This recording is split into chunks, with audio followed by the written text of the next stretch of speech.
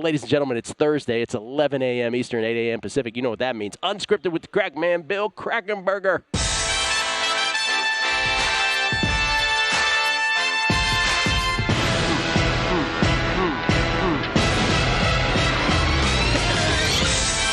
Billy. Hey.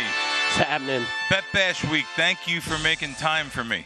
Come on, man. This guy. Everybody's kind enough. I'm super grateful every Bet Bash week. People are so nice. People are so nice. When we were at the South Point, they used to roll down there. Oh, yeah. This is much easier because it's just down the street, right? Yes. Yep. So I'm super grateful. But come on, man. You think we're going to bump in you for Bet Bash? Yes. Yes, he says. Yes, I do think you're going to do I that. ran into Gill yesterday. He was like, I don't know, he was like locked out of his car or something. They wouldn't let him leave or something. What happened? So give me the real explanation. I was walking through. I went over to Circa to put my buddy was going to put some entries in for the contest, and I'm his proxy. And you were. I thought they didn't let you in. No. They wouldn't let you out. Well, it's neither. It's actually my fault. So I had a meeting at Circa after the show. All right. So I go over there, and I realize I haven't been at Circa in so long, which is just down the street, that my card, we have a secret Batcave parking lot. Okay. My card was deactivated because I hadn't been there in so long. So okay. on the way out, Bill 80, Miles, Gwynn, they were all kind enough to like, we'll do your thing, we'll reactivate your car. But me, stupid me, I forgot that there was one more door I had to go through. So I gave them my card before I had to get through that final door. And so security was like, hey, we'll just have to figure out when you get your card back. So I was like there for you. And you and Alan Boston roll up. Yep. And by the way, one of those two people recognized me. And I'll give you a guess as to who that one that wasn't was. But you and Alan Boston roll up. And I'm just sitting there. I'm like, yeah, just trying to get to my car. But it was my fault. Yeah, no, I took Alan to breakfast. There's a place he showed me. This guy used to cook for Elvis, and he has a restaurant called Norman's Diner on Durango. It's like Durango and Spring Mountain area, but it's great. He has the best eggs Benedict in the world. He's known for it too. Is the guy who used to cook for Elvis still there? Oh yeah, Norm. Yeah. Norm is still there. Norm is still there. And I like to eat anyone named Norm. Like if you're like Norm, Abe. I like you're a big fan. Moish. I'm good. Moish. Yeah, I'm eating there. Yeah. Moish. No. By the way, there's a place over there called.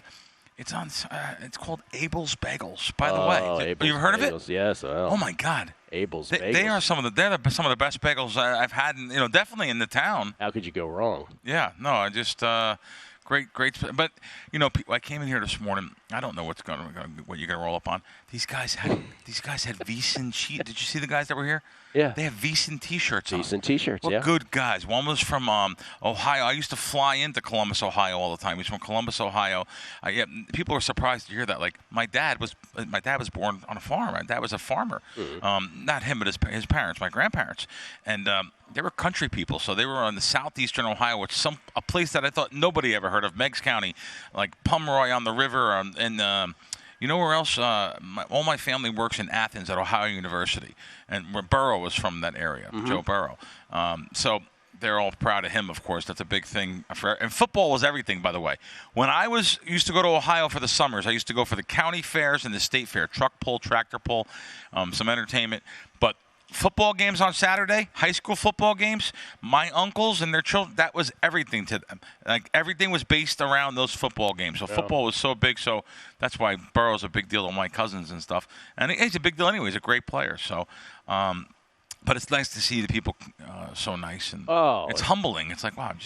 It's awesome. Yeah. I was at Circa last night at the Legacy Club. How was that? Which is where Bet Bash sort of ends every night at Legacy Club upstairs. And, yeah, it's just great to see everybody, great to talk to everybody, people that you have seen recently, people that you haven't, and then people who come up to you from, 7, 8 years ago, like, it'd be great to see you again. And you're like, I don't remember. But you try to be nice as can be. But also nice, right? Yeah, real nice, real nice people. Yep. Everyone's been asking me things, man. About I haven't. You were off last week, so I wasn't here last week. Yes, sir. So of course, people have been asking me. My number one thing here is about the DK tax and the Caesars guy. Yes. The Caesars guy with the $500,000 that said he won $500,000. Oh, 300 and some thousand. Yes. I reached out. Let's start with him. I haven't talked about that yet. Yeah. I reached out to him. Okay. I texted him. So explain to people what you're talking about. There's a guy on Twitter who posted a video. Yeah. He claims to have won $500,000 on a bet. I mean, it was a Celtics bet, was it? Celtics future. Yeah. Close to that, anyway. And like 400,000 or something. And he's being escorted out of a casino. Yeah, he's escorted out of a casino. So I reached out to him because he's like, man, I want my money. I want my money. And trust me, lots of millions. It got over 1 million views. People know about this. Yeah. And as much as we are against seizures right now for me for throwing me out for having a pulse for bleeding red, and you for the different things that happen. Oh, well, mine was my latest one was the NBA draft when they switched the odds right in front of me. No, they're listen. Let me just be blunt. I would love to throw them under a bus and go after them. In this situation, as of right now, I can't. And I'm always fair to both. Yes. I even said, hi, I do multiples. I want to know if you don't want me to repeat it, I will not say it. Not a fan of Caesars currently because they limited me because of previous wins. And he said, what's up, brother? Yeah. And then he never got back to me. There's much more to this story. There's much more to this story. Supposedly he said on maybe some of our listeners can correspond here. Supposedly he said, well, my bookie bet it for me. And that's like the worst thing you could say is your bookie, someone else bet it for you. Proxy betting here in the Las Vegas would be legal if you go through the proper channels, but there it's not legal the way it went down in North Carolina or South Carolina. North Carolina. So they're not giving him his winnings. But by the way, they're not giving him his post up. So if you're posting up, I don't know what the post up was, 400,000. Did not give him the post up money or the winnings. So that's the big story here. Wow. Is they're just doing a full scale investigation, and that's probably just a way of trying to rob the guy's post up money, using some loopholes or law things. I mean, honestly, it's not worth the guy. By the way, Caesars used it on their socials. Oh, big winner, one Celtics thing. It was all over their so they used it to advertise with. Honestly, even though the guy didn't get back to me, even though there's more to the story, pay the guy his money. Look what it's done more damage to you guys. It's making me bring up old tweets like last night. I brought up an old tweet of your minus 120 on juice for NFL future, the future games. Look ahead weeks, minus 120. Nobody does that. You can bet at DraftKings, 110. You can bet at Westgate. I can keep on going, minus 110. Caesars charges 120. Real nice of you. So in other words, what I'm saying is they treat you like a sucker in so many different ways. I probably wouldn't have retweeted that last night if I didn't know about this situation. I probably wouldn't have retweeted that. And I only got here. I haven't even checked. I said everyone else won 10. Caesars this effing NFL. So sorry, that's what I put. Last night, 62,000 views, 263 likes. You wouldn't have got that bad press. And that's only me, little me. I don't really get to call myself little much, but little me. So, but listen, think about that. So now, that's just me. I've seen multiple other people going after you guys. I mean, is it worth that much money to you that you want to steal the guy's money? You know what? I will sort of answer. I think none of these scenarios are good for the books in the end. And in the end, I don't think they care. That's interesting. I don't think Caesars cares. The management, they just don't care. They know they get all the volume anyway. Right. Very good point. It's the line from the Bronx Tale. Nobody cares. Nobody cares. Nobody cares. No, very good line. And listen, I'm not saying that I'm not fully taking the guy's side because whoever bet the ticket has to claim the ticket. Yeah. Give your ID, you bet it, you claim the ticket. I mean, and the part about the post up, obviously, you know, give him back his post up when this is all, figured out. But I had a spider sense about the video too, I guess, is what I'm saying. But I was like, I don't know. There's got to be a story here that we're not hearing. There is. Yeah, and obviously there is. We'll talk about the DK tax, which I'm sure Bill has a word or two to say about. That's next. Numbers Game, VSiN, the Sports Betting Network. If you haven't heard, VSiN is now proudly owned by Musburger Media, and to celebrate, VSiN is offering its lowest price ever. Special 3-year offer. These are going like hotcakes. This week only. Get 3 years of VSiN Pro access for just $350. That's this week only. That saves you over 75% off the monthly price. Become a VSiN Pro subscriber today. Get instant access to everything we do. That includes our daily best bets with a leaderboard to see which VSiN expert has the hot hand. Betting splits to show you where the money and bets are moving for every game. Betting systems and analysis from professional handicappers. 24/7 video access plus access to all of our betting guides. Of course, limited time offer, though, available to both current and new subscribers. If you're existing, as an existing subscriber that would like to add 3 years to your account, I hope you're existing, please email us at subscribe@VSiN.com. If you're looking to subscribe to VSiN for the first time, please visit VSiN.com/special to sign up today. That's VSIN/special. Gill Alexander, Wyatt, Tomchek in for Kelly Bidlin, live from Bar Canada at the D here in downtown Las Vegas. And, of course, Unscripted with the crack man, Bill Krackomberger, at Bill Crackman with the K on Twitter.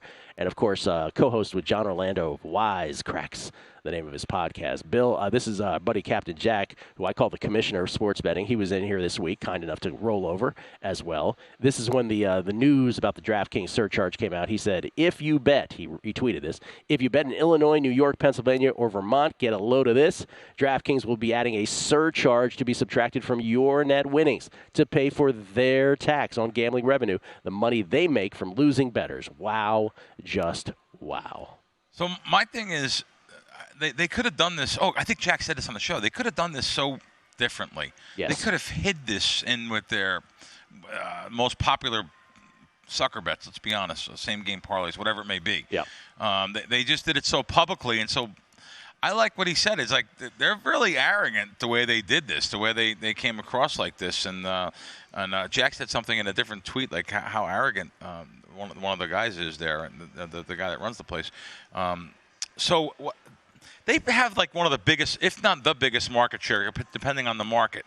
So it just doesn't make any sense to me how they're passing this along. They're making so much money.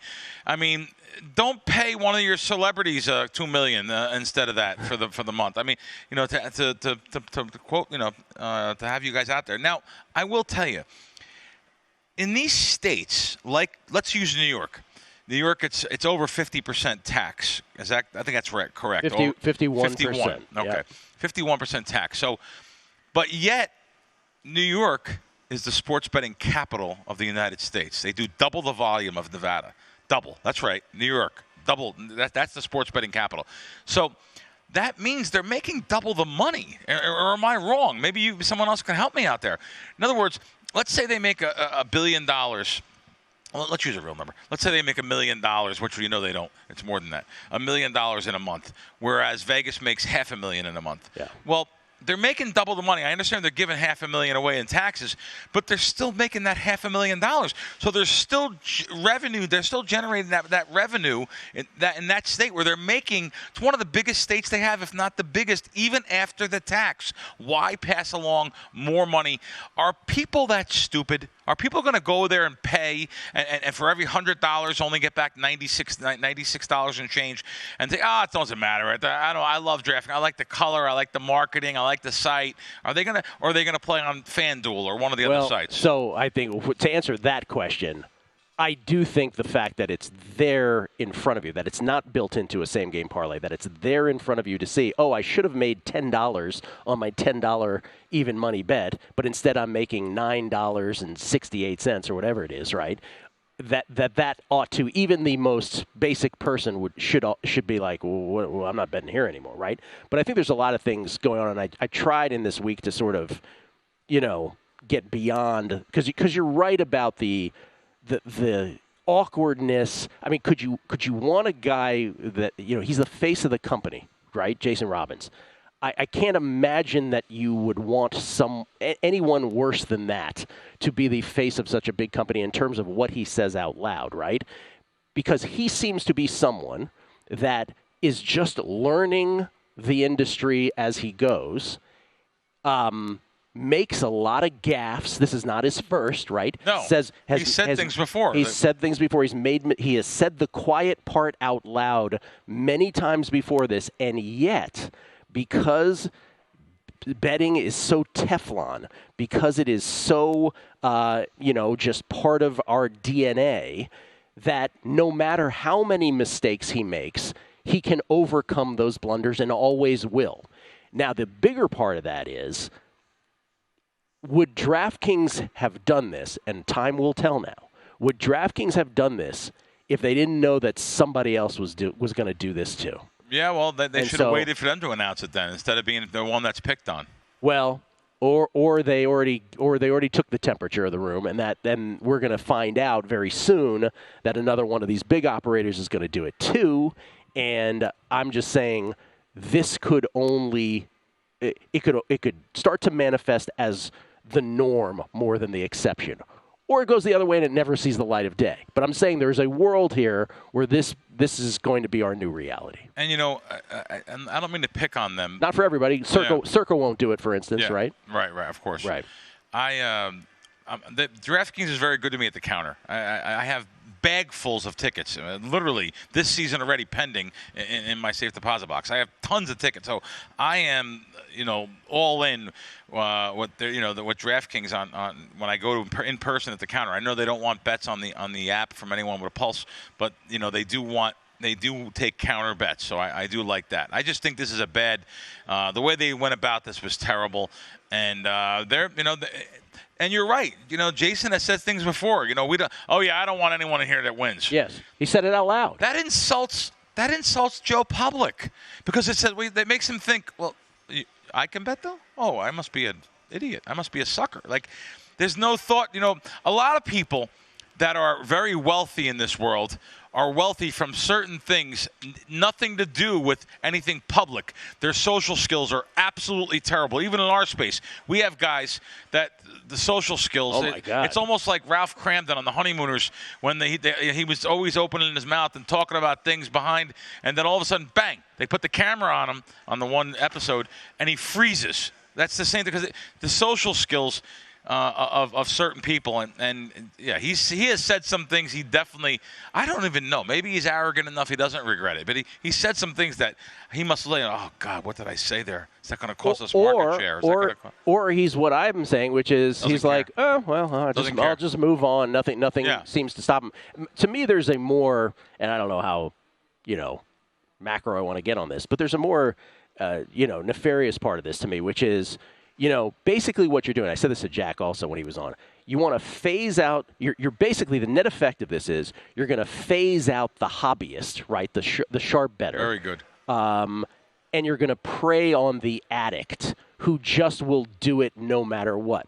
Make it irrationally and prohibitively expensive. So, and by the way, there's precedent here. What I'm getting at is, like, who still smokes, right? Who still smokes? Very good. People who can't stop. Everyone else did the math and moved on from smoking, right? But the people who can't stop are still doing it. And I do think there's the ultimate effect of this is you're also going to bring back, and I spoke with Jack about this, the ultimate effect is the very thing you're trying to eradicate, illegal bookmakers, right? Illegal offshore, local bookies, right? The very thing that they, very proudly talked about, the regulation of sports betting will get rid of. Every move that is made, and this, by the way, this starts above the operator's head, right? This is about the taxes, and then the operator, obviously, the way that they're handling this by passing it on to the customer and the way they're doing it is awful, but it does start with the egregious taxing. Now you're just leaving the door. I mean, you're sending people back offshore. That's the point. You're sending people back to the local barber shop, the local bar, the local pool hall. That's exactly right. You're sending people back. You're actually doing the opposite of what you should be doing. Yes. You're actually, instead of taking that portion of the business, and it's not just him, it's not just that company, it's other companies too. The way they treat people, the payouts. Payouts take so long in certain jurisdictions. We know here, as I love to use your line, we're too close to the sun. Yeah. Here in Vegas, we just go to the counter right behind us. I want to take out $1,000, and they give you $1,000. A lot of these jurisdictions, you have to put a request in. It goes through. You're waiting for an email back. Some of my payouts in New Jersey took days. That's right, days. I missed a flight once because I had to get that certain payout for a reason, and it was a very large payout, and it just took 3 days to get it. It took literally 72 hours to get a payout, and it wasn't DraftKings, by the way. It was actually FanDuel, and it was closer to the beginning. So it was. Now things have kind of ironed out more. People are a little more used to it now. But so there's pros and cons of everything, 5 years ago when Passport was ruled unconstitutional, I like to ask this question. If I said to you that day, hey, Bill, this is how it's all going to go, and 6 years down the road, this is going to happen, one thing after another, would you have predicted this? Oh, I thought you were going to say, would you have said it's worth it? Would I have predicted? No, I wouldn't have predicted it. Would you say it's worth it? Yes. Yes, because they gave me such ridiculous bonuses in the beginning. Yes. I made probably almost 100,000 in bonuses when they first signed up. You were taking advantage of those left and right. I absolutely was. And I'm looking forward to do it again. Will it happen again? No. No, of course not. But it still happen. There's still casino hosts for some of these big places, and if you find a square and beard in, not that I would ever do something. Not that Bill Krackomberger. No, even, I would never. He doesn't even know what the word beard means. Yeah, no, I don't do that stuff. More with the crack man on the other side. This is from the great Las Vegas Chris. You're familiar with the great Las Vegas Chris, right? Yeah, good guy. Great guy. Hope Chris is feeling better these days. I should check in with him more often, quite frankly. He says the tax is their new way of purging bettors with a brain. Well said. We get tweets at Beating the Book. This is from Keen at Crane Pool. He said, this DK shakedown is like restaurants that charge VIG when you use a credit card. Just bury the cost so I don't know I'm being abused. By the way, I'm a VSiN subscriber from day one. The 3-year renewal deal is the ultimate EV. That's pretty sick. Is it 3 years? I just seen that. Like 3 years. $350? 75% off. $350. That's pretty sick. And it is this week only, and it is going fast. It is going. By the way, it is a fantastic deal. It really is. A free plug. There you go. Thank you, Crane Pool. This is Trip Tepper. The root cause that triggered the surcharge. Oh, yeah, this is what I was talking about. The root cause that triggered the surcharge is the greedy politicians doing the mafia shakedown of operators. These politicians have no clue the expenses required to operate a sportsbook and the concept of profit margin. But, yeah, as Jack pointed out, though, these sportsbooks, were able to name their tax. They were asked, like, how much do you think you should get taxed on it? So you're absolutely right. It starts with the egregious tax at the top, but then there is no excuse for the way that it was implemented by DraftKings. Both things can be true, but you're right. It starts at the top. Mike Stacks. People need to keep in mind that DK could still proceed with the 3% and 5% charge, and they could also still take it out of same-game parlays or find other ways to take more, and people won't know. This was our point. With DK so open about this, it makes them very hard to trust. Open your eyes, people. Mike Alvarez. Hey, Bill, I'm considerably hairy except for the top of my head if you need a beard in Arizona or Nevada. Oh, my man. Yeah. He's a good guy. He's a good guy. Hey, you know what? I'm going to tell you guys something. It just hit me. Like, this show could be so spontaneous. Last night, I went out to one of those dinners where you just want to sit back and take in the 200 years of experience these guys had in the bookmaking business. Who'd you have? I'd rather not say. Okay. But it was some of the most powerful people that ever were in the bookmaking world. Oh. And even the betting world. How is Ron? Only because I didn't ask those guys. How is Ron Sacco doing? He's good? Ron's listen, I've known Ronnie almost 30 years, so Ron's a great guy. And let me tell you something too. Yeah. What a restaurant! I was going to say, where'd you go? That's the most. No, in his restaurant. He has a restaurant in Costa Rica. What a restaurant he has! Oh, okay. You wouldn't think like Italian food could be that good in Costa. There's 2 restaurants in Costa Rica I'll put up against anywhere. So, Ron's is one of them. But I've actually known him for years. He's a great guy, and always he's really happy to be in. He's going to be in the Hall of Fame. Yeah. He's going to be in the Hall of Fame. Now that you brought this up. Yeah. With the great Jimmy Everett, which I've never said his name on air, otherwise known as Henry from Pinnacle. So they're both going in the Hall of Fame. They're both here, and congratulations to both of them. That's a Hall of Fame for being here. Yeah, and that's that class. As a matter of fact, I took a photo of it last night. My God, that class that's going in. Just real quick, guys. Richie Bocciolari, the great Richie Bocciolari, who we love. Nick Bogdanovich. Fantastic bookmaker and bettor, very sharp bettor also, Nick. Someone I didn't hear of, Ed Kurd. I don't know that name. I'm embarrassed I don't know that name. I should have looked into it more. Herbie Hoops, Lampec, who's big name around for years. Michael Kent. I'm gonna go out on a limb here and say Michael Kent should be number 1, probably of anyone ever in this Hall of Fame. Wow. Michael Kent was the genius behind the programming in the late 70s, Monmouth College that came out with this huge IBM programming machine to beat sports betting. Genius that he was. He's passed, but Michael absolutely deserves to be in there. Here's the next, of course, Ron Sacco, who we just talked about. Vic Salerno, I love Vic. Every time I go to Tuscany over in Henderson, maybe once or twice a month. It seems like Vic's in there every single time. But yeah, Vic, I love Vic. He's a classy guy. Chuck Schaap, as known as Chuck Sharp, in there also, old school Vegas guy. This is the last one I get to. Gene Mayday, and what a picture of Gene Mayday. Look at that picture of Gene. I never met him, of course, but one of the guys I went to dinner last night was one of his main runners for years. Gene was very sharp. He owned little Little Caesars. What a class this year to go in to the Sports Betting Hall of Fame. But so let me. That sounds like the initial, what the initial Major League Baseball Hall of Fame class, which was Ty Cobb, Babe Ruth, Honus Wagner, Christy Mathewson, and Walter Johnson. Look at these guys. Yeah, and they're that's what it sounds like. But a lot of the new guys are I know all those names, but a lot of people wouldn't know those names unless you're a baseball historian. No. So one of the guys last night, this is one of those dinners where you just listen to everyone and they tell stories and you want to record everything. It was because I want to remember them forever because these guys are are in there. Some of them are in their 80s. Oh my God, I don't know about this Philadelphia number they were talking about. I know me living in New York and Jersey, North Jersey growing up, there was a number 9761313. It was our sports phone. Yes. My mother used to go absolutely crazy. I'm 15 years old calling sports phone and getting the bill for like $68,000. She used to sound. I had an old-fashioned Italian mother. She literally would chase me around with a wooden spoon. Yeah. I'm not joking. She did multiple times. But I used to say, I said, no, I got it, Mom. I'm going to pay it. And she goes, it's $68. This is 1979. $68. Are you crazy? So there was one in New York. They said, the one in Philadelphia. I don't know about this. 215-471-3000. And the way the person presented it to me, he's like, you had to get scores from them or off the radio every 30 minutes. Oh, boy. WIP, one of the stations in Philadelphia. And we had that in New York, too. We had 10-10 wins and 880. 10-10 wins news scores every 15 minutes, 8:15, 8:45. The worst thing was these guys weren't sports bettors that were giving the information out. Right. So they would come right in with this. And the way he said it, I tell you what, I almost peed my pants the way he said it. Literally, they don't know that they would say, and the St. Louis Cardinals got robbed. Oh. Wait a minute. I thought they were St. Louis Cardinals. Usually you announce the winner. Yeah. They got robbed 7-5 and a grand slam walk-off home run against them. And you're like, oh, you said St. Louis first.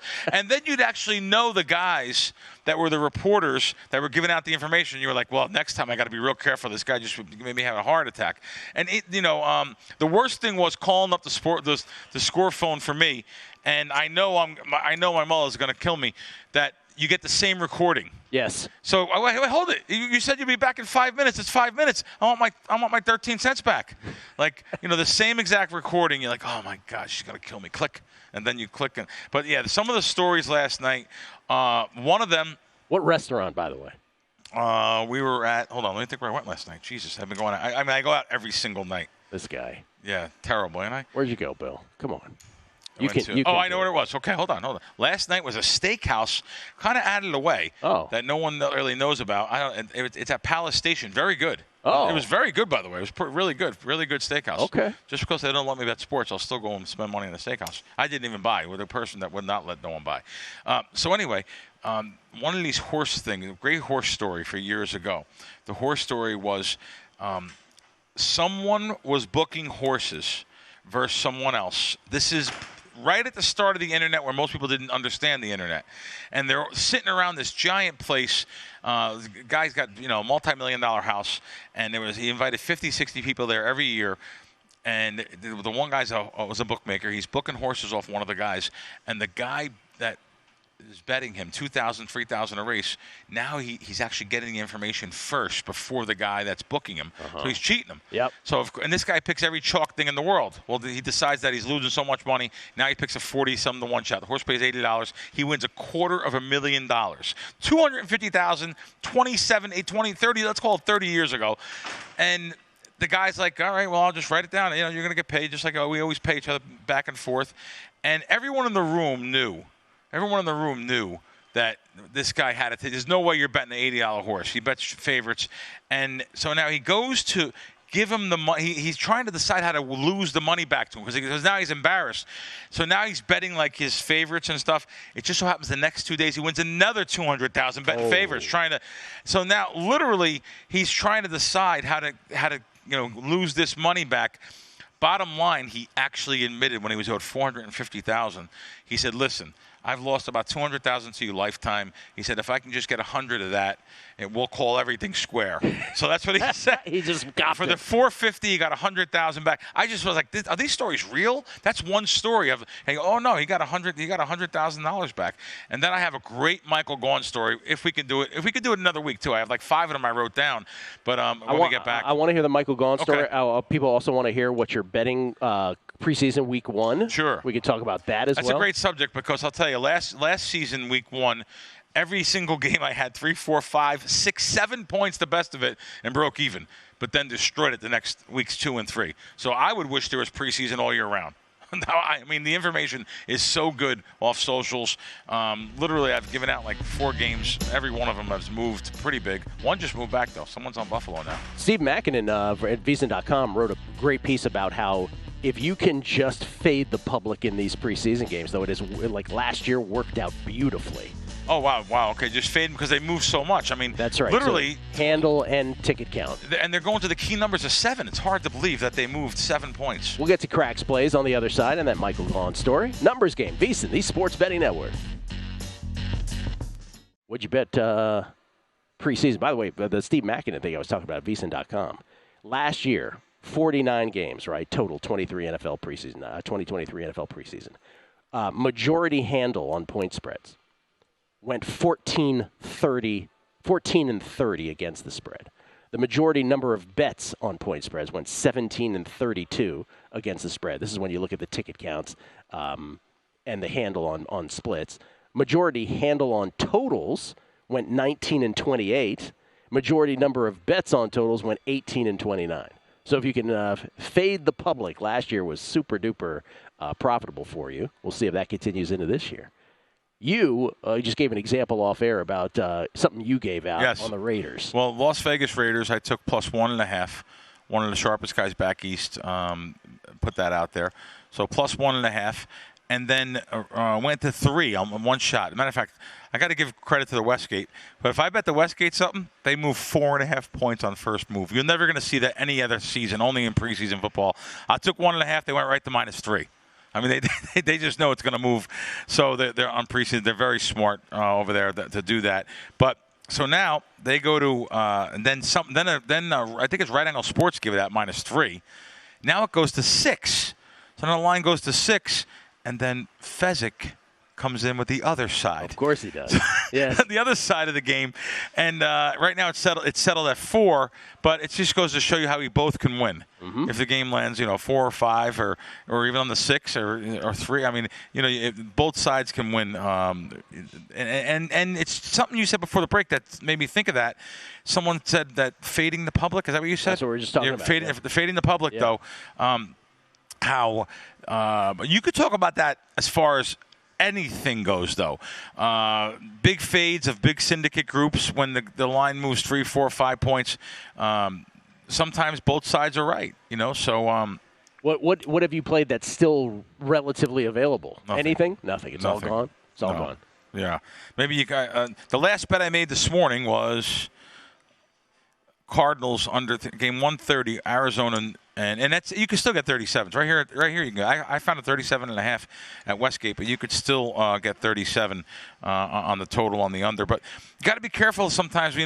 Years previous, you'd never see this. Kansas City 40.5, San Fran game 39.5, 39.